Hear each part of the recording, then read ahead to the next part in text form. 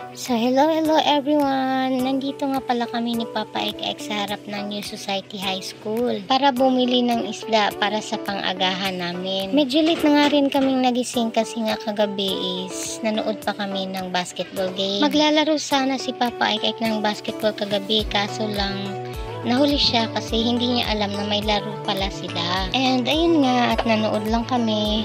Then after ng laro nila is si Papa Ek na yung naging referee doon sa next game. And malapit na din mag alas 12 ng gabi kami nakauwi kasi nga nag-uusap-usap pa sila ng mga ka-teammates niya. Siguro malapit na din mag 9 AM nung nagising kami kanina. At ayun nga, nagutom na kami kaya dali-dali kaming pumunta doon sa may palengke para bumili ng aming pang-agahan. Almost 1 week nga rin pala si Papa naging busy sa kakabiyahe kasi nga may hinahabol din kaming babayaran. And sad to say nga guys, ayun, nung petsa 16 is prepare na yung dapat na pera na ibabayad niya doon sa bangko na babayaran namin. Kaso nga lang is ninakaw yung kanyang pitaka.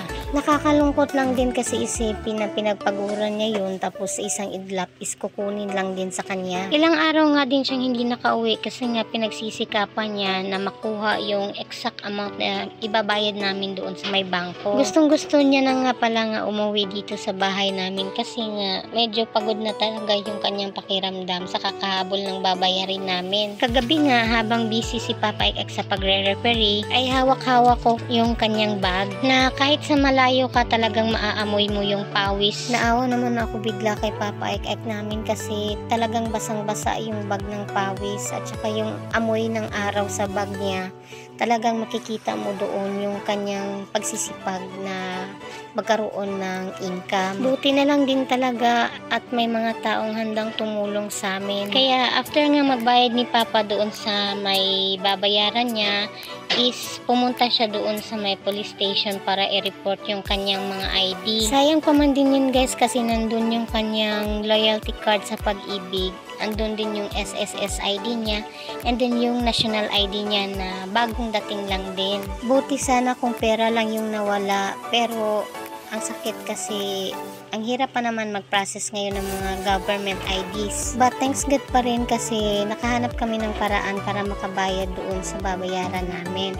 And very thankful sa taong tumulong sa amin. And after those busy days guys, is nakasama na nga ulit namin si Papa Ek na kumain. Medyo nag-away pa nga kami nung time na nawala yung wallet niya, pero kalaunan nagkapatawaran din kami ulit. So ayun lang guys, hindi naman perfecto yung buhay. Minsan talaga may mga bagay na hindi magagandang mangyayari. So pray lang and wala namang problema na hindi nalulutas. Ang importante doon is yung nagkakaayos kayo at magtutulungan ulit. Ang importante is buhay tayo at lumalaban ng paulit-ulit sa buhay. Nagsisikap sa araw-araw kahit yung iba hindi nakikita yung mga pagod at sakripisyo natin.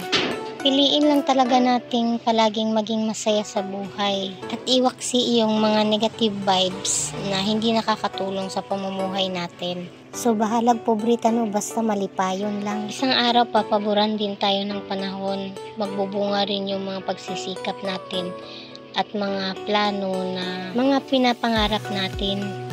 Hindi naman kasi madali ang buhay. Ang importante, yung magsisikap lang talaga tayo at dahan-dahan tayong uusad. And yun lang din, magkakaunawan lang kayo ng pamilya mo at magtutulungan. Wala namang imposible. And that's all for today mga langga. Daghang salamat sa inyong pagtanaw o pagpaminaw sa amo ang video. Mga ondaita.